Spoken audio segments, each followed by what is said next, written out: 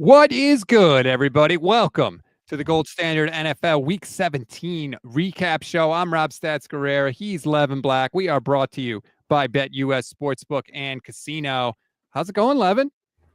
It's going. Mostly recovered from COVID and pinched a nerve in my back yesterday. So, Ooh, well, between you and me, this is the pinch nerve show because I got the shoulder thing going on. So I know exactly how much pain you're in. Not ideal, but we're going to push through nonetheless as we get rolling here. Let's just dive right into it. I think we got to start with Minnesota and Green Bay. Minnesota continues to fight for the number one seed against a division rival. This was a big game for them, and Sam Darnold came out and threw for a career-high 377 yards as the Vikings get the win.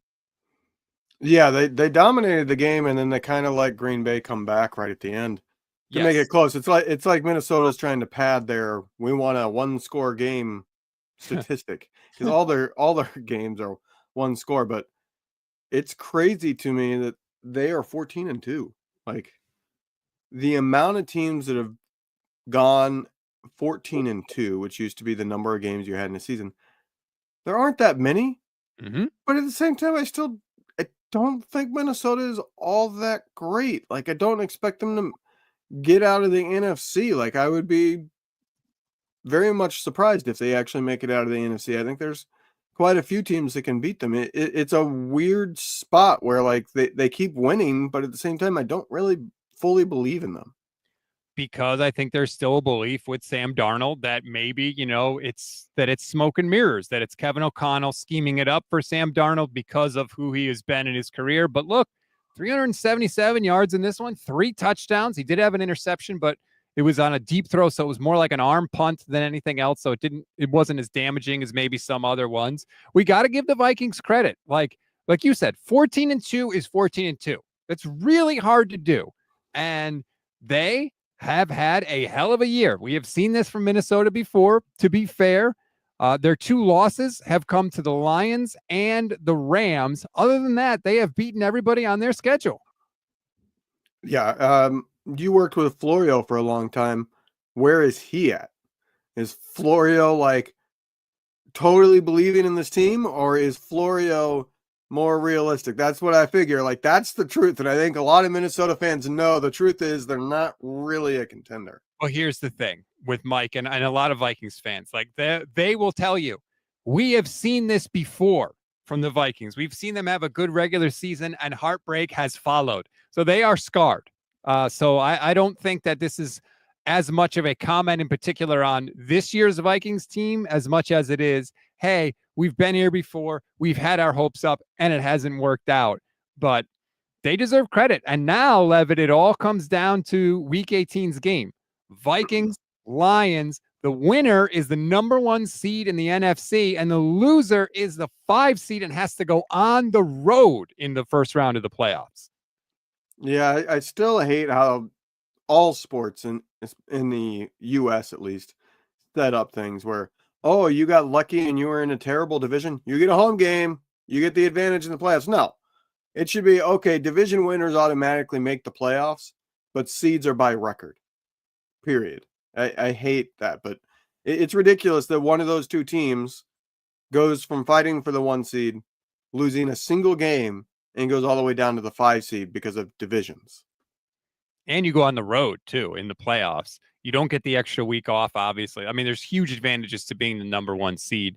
Antonio says the Vikings are the strongest team in the NFC this year. I'm calling a Chiefs-Vikings Super Bowl. It could be. Like, it could be the Vikings are in the Super Bowl, Evan, and we're like, yeah, I just don't believe in them. Yeah, that would be funny. I would love to watch you interview Sam Darnold at media night after that. He's going to look at you and be like, I know you from somewhere. He might have come across my rantings in the past. I'll say this about the Packers. I know they came back and they made a game out of it. I just think that they're not quite there yet. If you go and look at the Packers schedule, when they play a good team, most of the time they lose. They lost to the Eagles in week 1. They lost to the Vikings twice this year. They lost to the Lions twice this year. Now, they did beat the Texans, and they're a division winner. It's the weakest division in the AFC, but they did beat them. but most of the time when they have played the upper echelon teams, they have not won.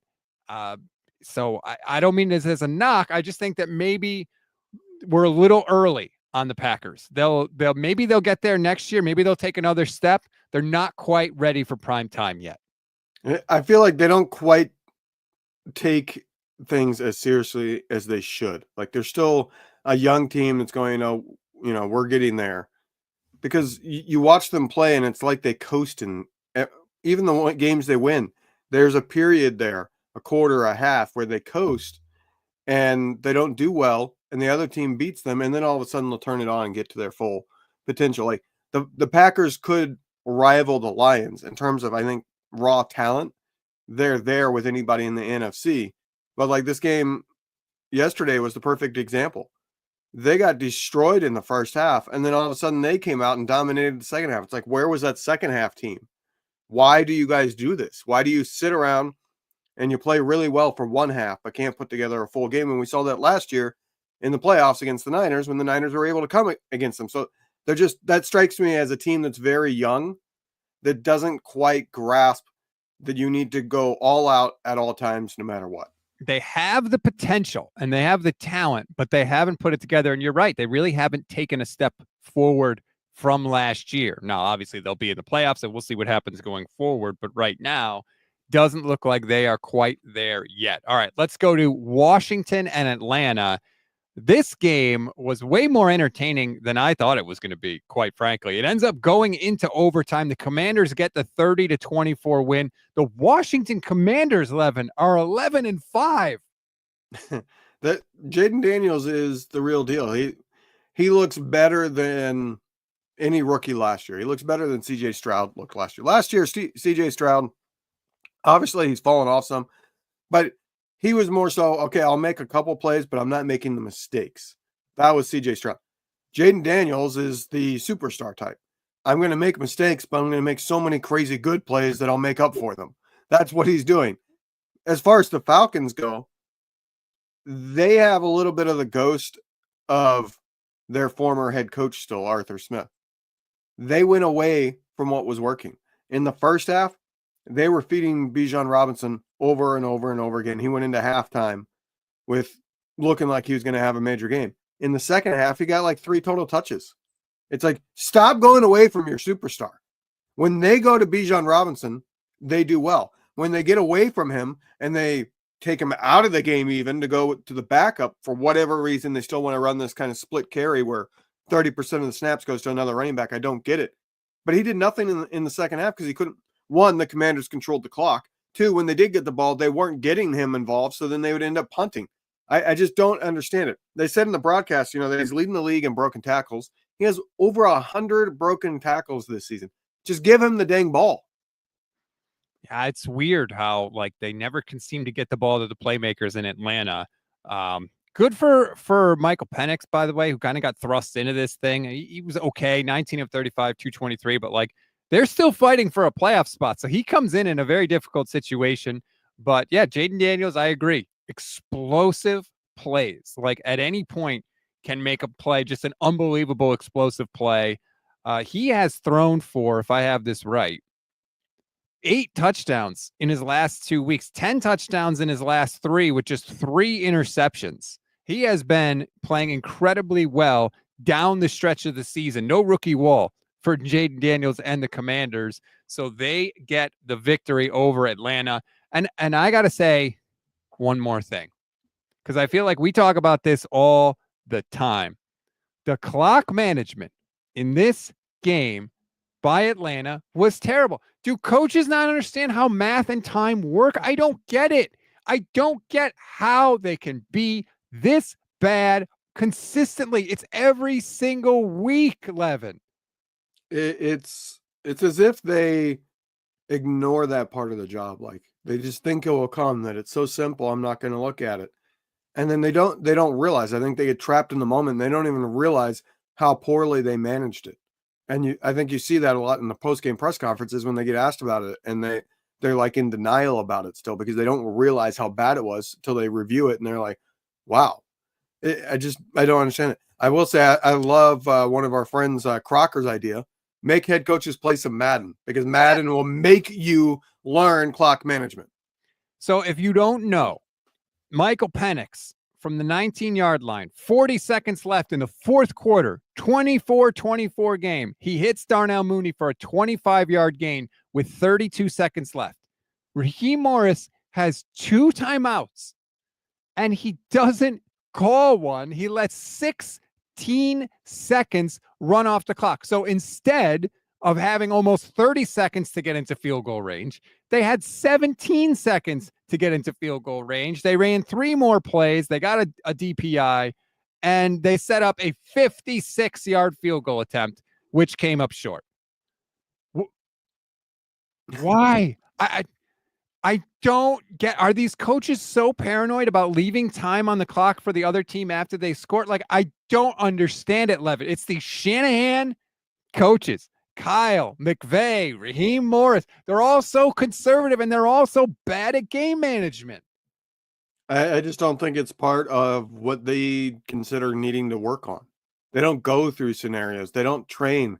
They're not preparing themselves for that, because they think in the moment, well, it's just time. That's really easy. I think it's naivety that's just destroying them, because it could have cost them a win in this game. And it was an important game. If they won, they were going to be in control of the NFC South. Now they are not. Like, it was a really, really bad mistake. I will say on the Michael Penix Jr., watching that game, yeah, there are some warts there. His accuracy seems to come and go. He did miss that one overthrow towards the end where the guy was open in the end zone. But I liked what I saw. Like, his decision-making was sound. I didn't see too many, like, what was he looking at there? What was he doing? How did he miss that guy?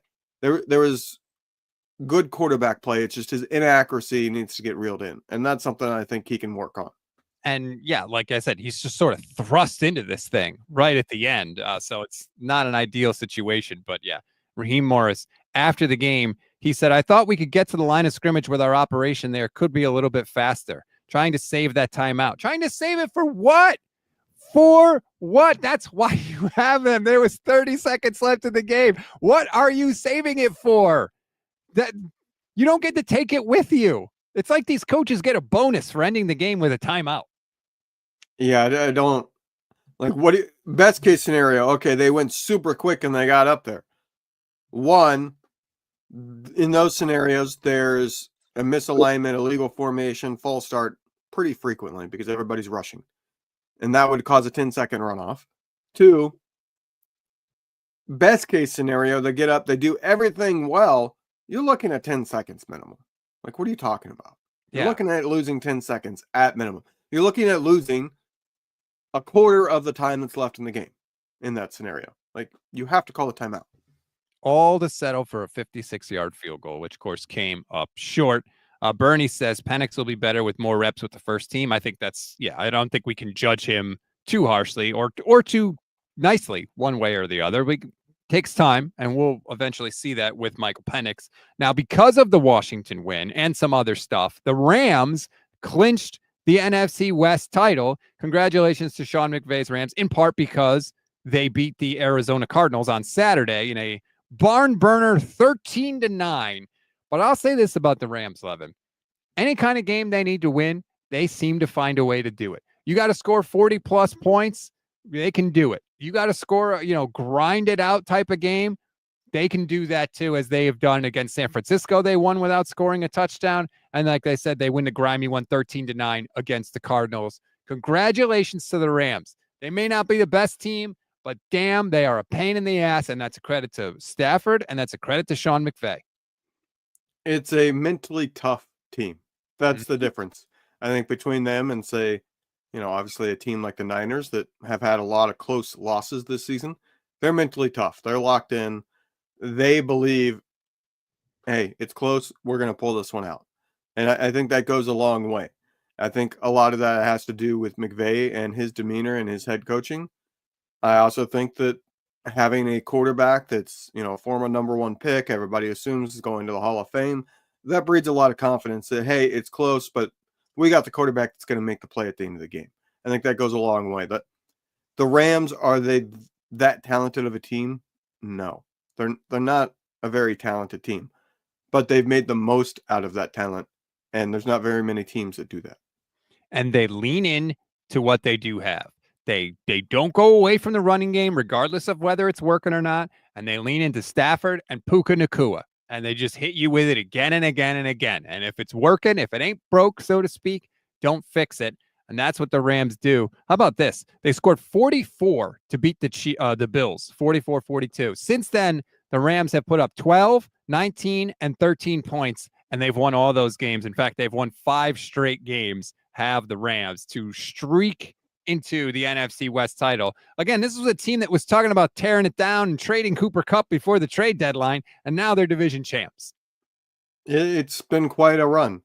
I did not think they were going to win the NFC West prior to the season. I did not think they were going to win the NFC West in the second, third week of the season. I did not think they were going to win the NFC West at the midpoint. I did not think they were going to win the NFC West 3 weeks ago. But here we are. And I think, like I said, that's them getting the most out of their talent, while teams like Arizona, Seattle, and San Francisco in their division have failed to do that.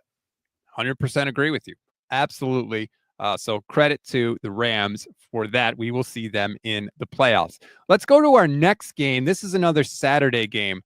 The Chargers stomping the New England Patriots 40-7.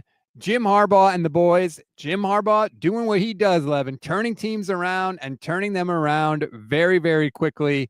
The Chargers now secured a 10-win season. Yeah, it was a kind of a statement game, I think, for them, because they had some losses lately. They hadn't quite looked as good as they were looking earlier in the season. You know, they fell out of division race. Denver became the bigger talk over the Chargers in terms of the second best team in the AFC West after the Chiefs. The Chargers came out. They said, look, we got a cupcake team. We're going to treat them like a cupcake and destroy that thing like a 1-year-old would destroy a cupcake. You know, just stuff everywhere. They came out, they announced, like, look, we have not played well that recently. We're not going to win our division. We will be a wild card team, but you don't want to face us. That's what I feel like this game was. Talk about the hard-nosed teams. That's what Jim Harbaugh always coaches, and that Chargers look like that this year. They have not chargered nearly as much this year as we have seen them in recent seasons. That's no small feat, because that has happened to multiple quarterbacks and multiple coaches with this franchise. They have made the playoffs now for the second time in 3 seasons. And I think that they are way early in their team building. Like, they're going to be in the playoffs. They're not a threat to win a Super Bowl, I don't believe. They're going to be a pain in the ass for somebody. But if they're doing this at this stage of their sort of team building, if I were the Chiefs, like, they would be the team that I would consider the biggest threat in the division. They have the best quarterback outside of Patrick Mahomes in the division. So credit to the Chargers. If you're a Charger fan, just enjoy this. Like, you're in the playoffs. Whatever happens is gravy. Hopefully Justin Herbert can look good. You found a couple. Lad McConkey seems like he's a player there for the Chargers. And you build on this thing going into 2025. But this is just like, anything that happens in the playoffs is a cherry on top of the sundae. They do feel like they're a season away. If they have a good offseason, get a couple of veterans brought in that fit right, and have a pretty good draft, this is the team that could pretty quickly become a contender. But they are not there this year. But that division is headed for historic levels of fun for everybody that's not in the division. Yes. Yeah. Yeah. People in the division, Raider fans especially, are like, well, okay, they're staring at another deck because they can't rise to this level. They don't even have a quarterback. No. But Bo Nix looks really, really good. And him and Sean Payton look like they speak the same language, and that's huge. When you have a good offensive head coach and you get a quarterback who sees things the way that offensive coach does, that's usually when that team rises. And Denver's not going to go anywhere anytime soon. The Chargers have Justin Herbert. They're not going anywhere anytime soon. The Chiefs are winning every game despite Patrick Mahomes playing like a average quarterback for 99% of every single game. They're not going anywhere anytime soon. Like, there are 3 legitimate quarterbacks in that division that are secured with quality head coaches behind them. It's going to be really, really interesting to see. We'll get to Denver and Cincinnati in a second, but before we close out that game, Patriots loss means All they got to do is lose to the Bills next week, which, let's be honest, they probably will. And they will lock in the number 1 overall draft pick. Now, that's interesting if you're the Patriots because Drake May has flashed at times this year. So they potentially are more than likely, I would say, are not in the market for a quarterback. Nah, see, I hate that. If you are a bad football team and you get a top pick, I don't care that you have a quarterback with potential. Draft the quarterback and give yourself another chance at finding the franchise quarterback. Drake May has not looked bad, but he has not come on and lit things on fire. Now, granted, he doesn't have a supporting cast much, but unless you have a rookie quarterback that looks like Jaden Daniels or looked like a Cam Newton when he was a rookie, something where it's very clear right from the start, that guy is a franchise quarterback, you don't pass on the quarterback. You draft the quarterback number 1 overall. If Drake May ends up being the real deal, he'll show it and he'll remain the starter. If he doesn't end up and he's just average, you got the number 1 pick there. How often do you get a number 1 pick? Don't blow it. Take the quarterback. Worst case scenario is, hey, things worked out. Well, not worst case scenario. If Drake May doesn't work out, you have the number 1 pick. If the number 1 pick works out, who cares about Drake May? Like, the point is getting a quarterback. Worst case scenario is obviously they both suck. That's why I stopped myself from saying that. But if Drake May ends up being the real deal and beats out the number 1, you can recoup nearly all the value of a number 1 overall pick where Drake May is the starter to start the season and just lights everything on fire and he just never gets to be put in. You'll be able to recoup pretty much everything. You'll get multiple first-round picks for that number 1 pick who's never gotten to play. I think that's the craziest thing I've ever heard in my life. There's no chance the Patriots take a quarterback with the number 1 overall pick. They just took Drake May 3rd overall like a year ago. I see what you're saying. Like, give yourself as many lottery tickets as possible, but there's no chance that actually happens. We don't even know who's going to be coaching that team. Gerard Mayo may get fired. Who knows? So that'd be an interesting scenario because then you get into the coach with the quarterback that he didn't pick, and then that's a carousel you don't want to get on. Just ask the Chicago Bears. But that's where things stand with the New England Patriots. All right, now you mentioned the Broncos. They lost in overtime to the Cincinnati Bengals, Levin, who just won't die. Cincy gets the 30-24 win. This was an incredibly fun game. Joe Burrow is freaking good, man. And Cincinnati won on a play that they drew up in the dirt during the game because they had run out of low red zone plays. So they made the play during the game. Burrow hits T. Higgins. Bengals win. Bengals win. They are still alive for the playoffs. In a normal year, Joe Burrow would be the MVP favorite. In this year, he's not even in the conversation. Joe Burrow has 42 passing touchdowns. They said in the broadcast, I think he's the first quarterback to go 5 straight games with, I think, 300 yards and 3+ touchdowns. And he did it again in this game. So, like, he is doing crazy stuff. Joe Burrow has elevated, I think, from the level that he was already at. I think he was elite, but not quite in the MVP level elite quarterbacks prior to the season. Now, he's in that MVP level now. And if it wasn't for 2 other quarterbacks having crazy historic seasons and a running back going over 2K, he would be right in a normal year's quarterback talk. But this year, he's completely out of it. But the Bengals are a team that I think the rest of the AFC is looking at saying, can we get a break here to where they don't make the playoffs? Because nobody wants to play them. They are one of the best offenses in the league and one of the hardest ones to stop because Jamar Chase might be, I think he's the only one that gets to have the conversation, might be better than Justin Jefferson as the best wide receiver in the league. Bernie asks, who do you guys think are the scary teams you don't want to face in the playoffs for both AFC and NFC? Cincinnati is it, man. You know, in hockey, sometimes if you get a hot goalie, sometimes you could ride a hot goalie to the Stanley Cup final. If you get a quarterback that just goes nuclear, then you can beat anybody. And Joe Burrow is there. Like, he is at that level where he just goes God mode. And all of a sudden you're like, wait, we're the team. We had 12, 13 wins. Like, this is supposed to be our year. And Joe Burrow just goes and mucks it all up. And you know, Burrow has the confidence to beat anybody. He didn't care about playing Mahomes, playing anybody. Since he gets in, that is going to be scary for a lot of teams. Now, in order to do that, they have to beat Pittsburgh next week, and Denver has to lose. Now, the good news for Cincy is that Denver's playing Kansas City. So The question is, what does Kansas City have to play for? They're locked into the 1 seed. Mahomes is, in theory, battling a high ankle sprain, although he seems to be totally fine, which is crazy. So Cincy has a shot. I mean, it's very realistic. They can beat Pittsburgh, and the Broncos can lose to the Chiefs, and all of a sudden Cincinnati's in the playoffs. Do you think that's what's going to happen? No, I think Denver will end up winning that game, and it'll become a moot point for Cincinnati. And don't count out the fact that, one, the Steelers are reeling, so they are desperate for a win to change the vibes going in the playoffs. Two, winning allows you to stick the knife in a division rival. Like Cincinnati and Pittsburgh do not like each other. It's not. This division has a lot of hatred for each other because it's a very close division. Like geographically they're very close, and they're all historic old franchises, other than obviously the Ravens.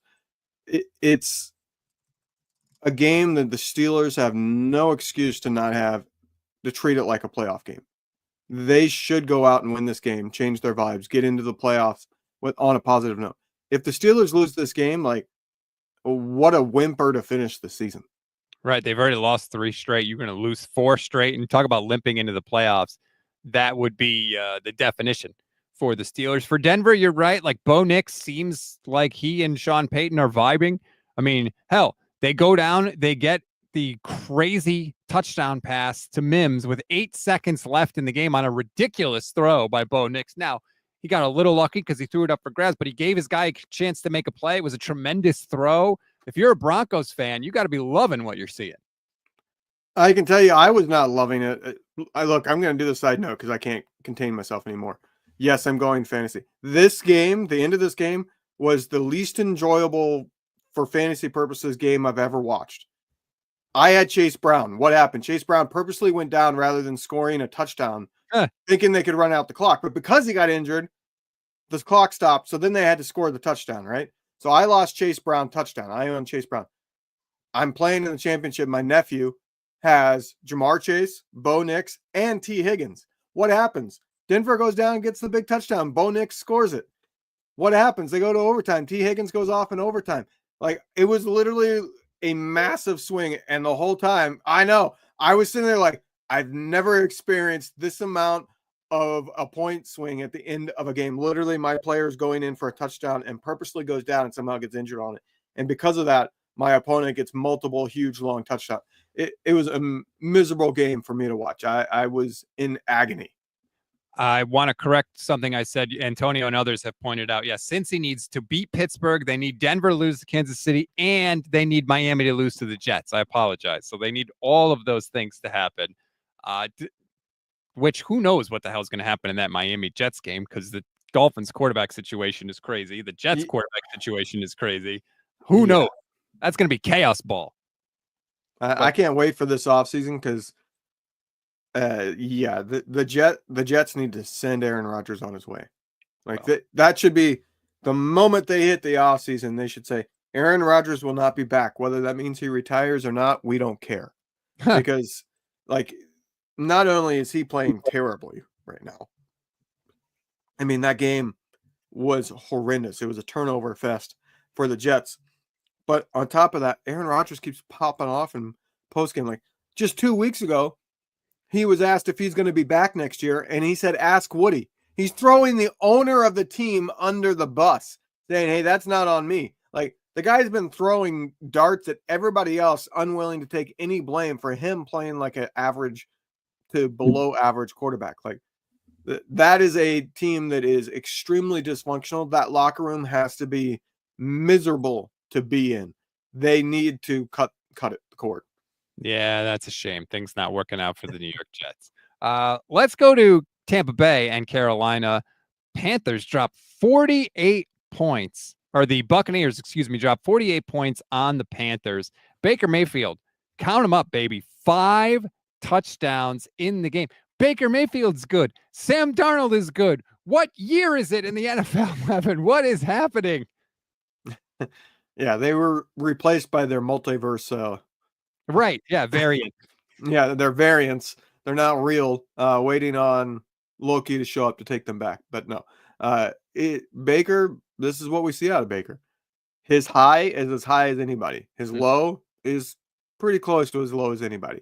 That's the thing with Baker is he'll have multiple games in a row where you're like, wow, this guy, I can see why he was the number one pick. And then he just has a game where like absolutely nothing is correct on him.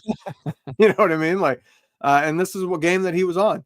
Like one of their touchdowns was it was kind of like a classic, like I'm going to bully you, like a bigger brother over little brother type of touchdown where they're inside the 5 and they snap the ball and it's just Mike Evans goes and manhandles the DB, holds him off, and then jumps up and catches it over him.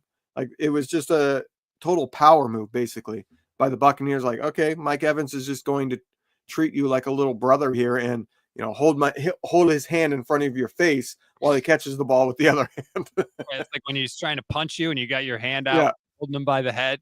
Yeah, but I like that about the Bucs. Like they get it. Like Baker's like, dude, I'll just chuck it up to Mike Evans. We'll get the touchdown. Bucky Irving looks really, really good as well. Their offense can score, man. And like you were saying with Baker, sometimes he makes some throws. You're like, damn, that's a number 1 overall draft pick type of throw. They're a fun team. They're just going to be a fun team to watch. To me, Baker's always been a fun team. He's second in the league in touchdowns, tied for second with 39 touchdowns, and he's second in the league in passing yards behind Joe Burrow. Like Baker's killing it this year. Tampa Bay, now they don't have the division locked up. If they beat New Orleans next week, that's it. Boom. They control what happens in the NFC South. They beat the Saints. They're the division champions. And that would put them, I believe, at the 4 seed in the NFC. And I guess the Rams could still be the 4 seed as well. So it's more than likely that Tampa Bay is. According to ESPN, Bucs have a 51% chance to be the 4 seed. The Rams have 33.5%. And the Falcons after that. But credit to Baker, credit to the Bucs. I think they're going to win the division, and they'll be a fun team, like we said. And they played the Lions, I believe, last year, right? And they had a chance to win it, and Baker threw the pick at the end. So, like, they were right there against a really good team last year. It'll be interesting because they go into the playoffs. You don't know what you're getting. If the bad Baker shows up, they could get blown out. If the really good Baker shows up, they can beat any team in the NFC. They're capable of beating the Lions. I think there's only a few teams that are actually capable of taking down the Lions. Like a team like the Rams, I think they would have a very, very small chance of beating the Lions. The Buccaneers have the capability of being on a Sunday where Baker's just going off and the Lions can't keep up. So that is a team that will definitely be one that I want to watch in the playoffs. But it has the potential of being a game that, like, by halftime, I'm kind of starting to tune out because it's a blowout because bad Baker showed up. Let's get to a bunch of the other games. The Eagles, Billy Club, the Cowboys. No Jalen Hurts. Kenny Pickett gets hurt in this game. Nonetheless, Philly makes it. It almost feels like Philly is building a team that's quarterback and head coach proof. Like Howie Roseman is doing some sort of voodoo magic behind the scenes. Like Nick Sirianni seems to be doing everything he can to sabotage his own team. He had to be physically separated from Zach Ertz after they played the Commanders because he started jawing at Zach Ertz. Big Dom needed to babysit him and separate him from Zach Ertz. Like he's getting into it with fans. He just seems like he's doing everything he can to sabotage them, but they keep freaking winning. Until I think until they have a losing streak. Like we saw last season. This is a fragile team. I still think that team's in there. If they lose a couple games in a row, they fall apart because they don't have the head coach to steady the ship. And they have not lost 2 games in a row all year. Right. After they lost to the Falcons, they beat the Saints. After they lost to the Bucs, they beat the Browns. They lost to the Commanders, and they Billy Clubbed the Cowboys. So they have not had a losing streak this entire season. So you're right about that. They are a team that is great because their GM might be the best in the league at building a team. It's a weird spot, though, to be as a franchise.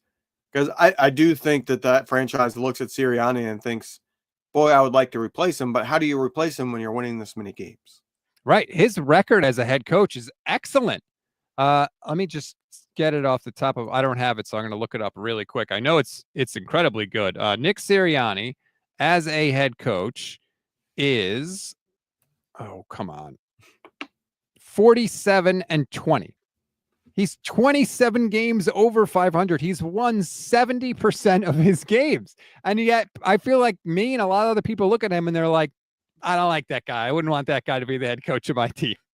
No, because he doesn't bring the expert coordinator on either side of the ball. I'm sure he knows his X's and O's to a decent degree because he is a head coach and he was a coordinator, but he's just not.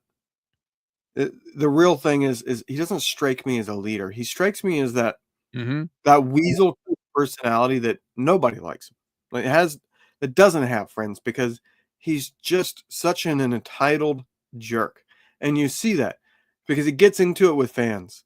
He not only gets into it with fans, but then after the game, if the Eagles win, he goes over and gloats in front of them. Like, how immature are you? And when they lose, what does he do? He runs away and hides. So it's somebody that loves to talk until he's going to be the one that has to receive the talk, and then he runs and hides from it. It's just weakness, and it's completely not leadership quality. It is so weird to me that not only did he become a head coach, because it's not like somebody that is like that is suddenly a surprise, but that he's winning all these games. Like, there are teams out there that have great rosters, but the head coach isn't quite right, and they can't win. Like, we know that from the 49ers of now over a decade ago, where they couldn't win. But I remember constantly telling myself, that defense is a championship caliber defense, and they just couldn't get it done. And then finally they go get Jim Harbaugh, and they're instantly a contender because the talent was already there. So, like, what is it that he can be this petulant child all the time, yet they can win, and having that head coach that doesn't bring anything to the table hasn't hurt them? Because we saw at the end of last year, like, the players were taking pot shots at him. There were comments made to the media from players that were clearly like, they were basically saying, like, yeah, that guy, we don't like him. It does seem like he's getting an A on the group project for not doing a lot of work, right? They have Vic Fangio on the defense. They have Kellen Moore on the offense. They replaced both coordinators this offseason. It's like, okay, that's fine. You can be a CEO head coach, but he appears to have none of the qualities that a CEO head coach has. He doesn't have the quality that can steady the ship. He doesn't. Sometimes his game management, I think, is just bizarre. Like, it's really weird, but they are winning. Credit to them. Credit to Saquon Barkley, who went over the 2,000-yard rushing mark on the season. Congratulations. That's good, obviously. Good for Saquon. He did it against the Giants. That's got to, or not against the Giants. Excuse me. They played the Cowboys. That's my bad. That's got to feel good for Saquon after, just wasting his life with bad blocking with the New York Giants. He goes to a team with a great offensive line. All of a sudden, bam, 2,000 yards. What do you think of Philly's chances going forward? I think they are the second most likely team to make it out of the NFC. I think it's them or the Lions. I would be surprised if any other team in the NFC makes it out. Now, that's assuming Hurts can make it back.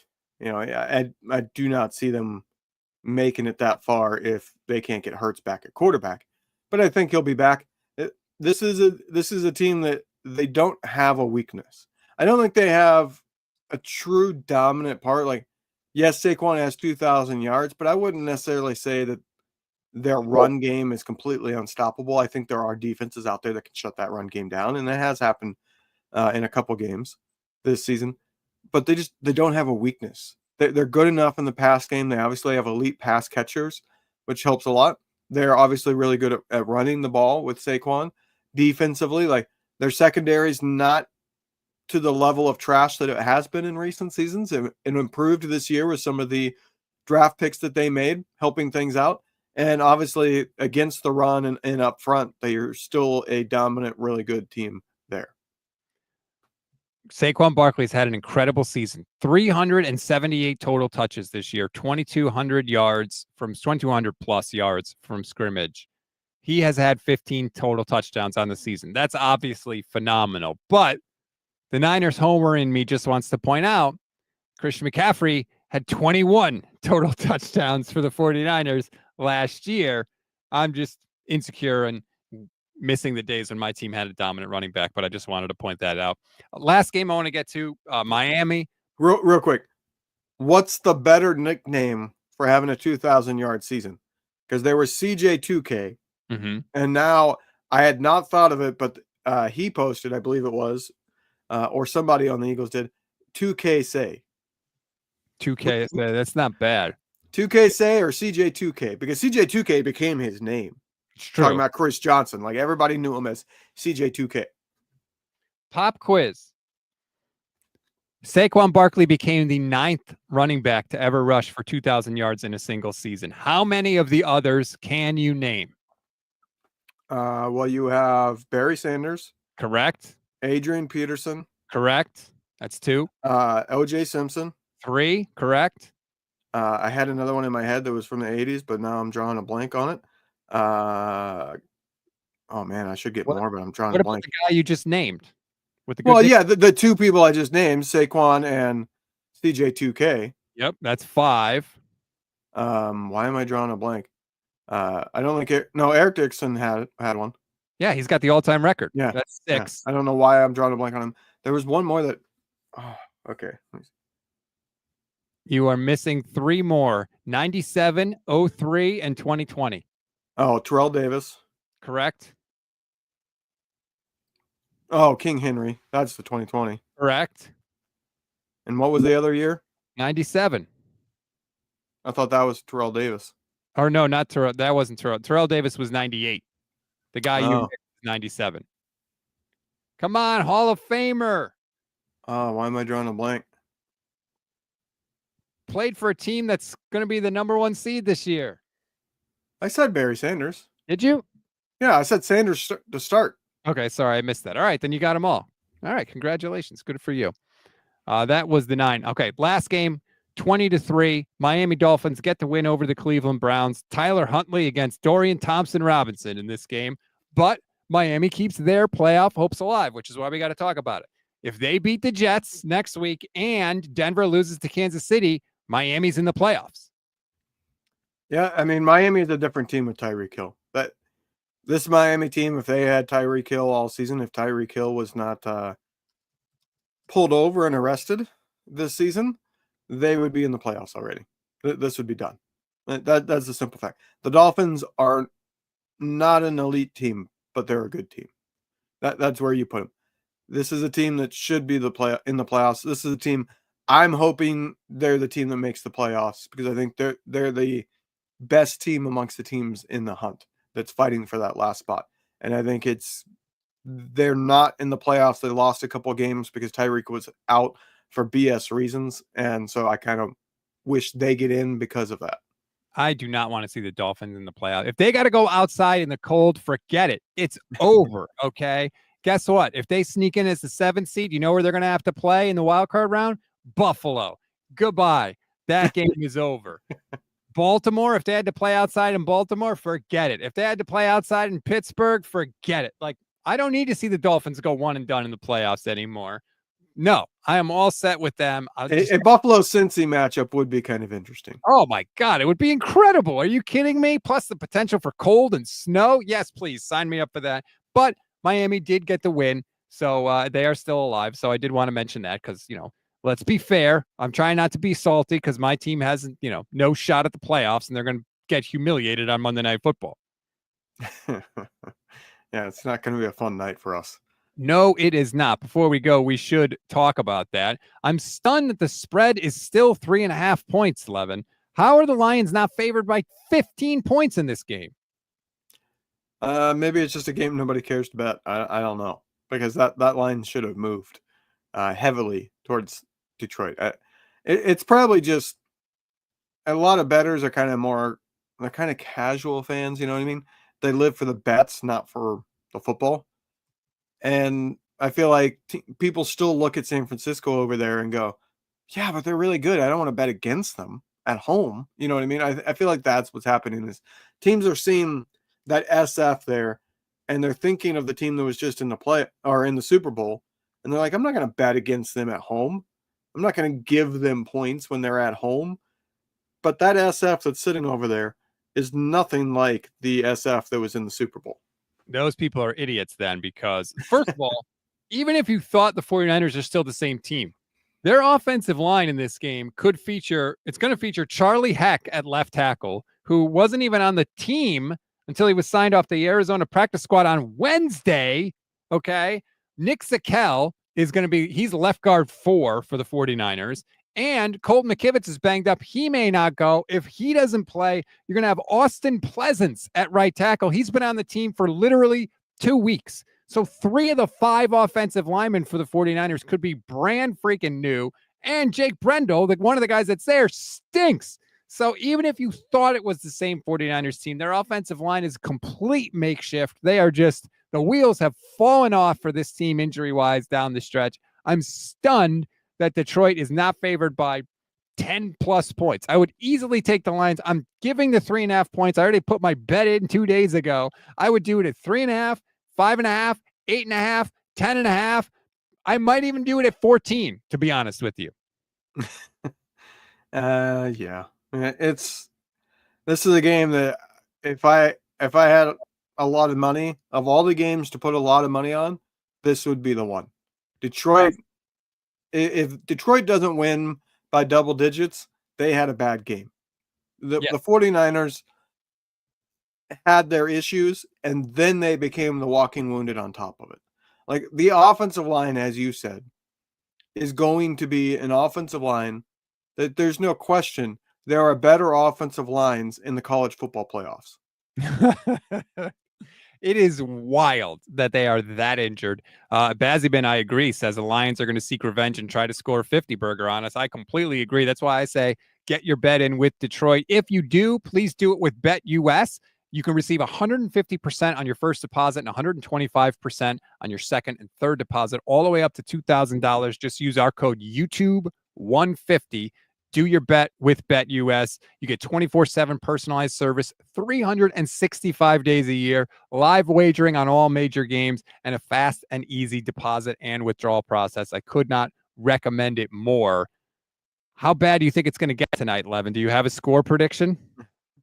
It's going to be 30-plus by the Lions and 14 or less by the 49ers. That's what I'll say.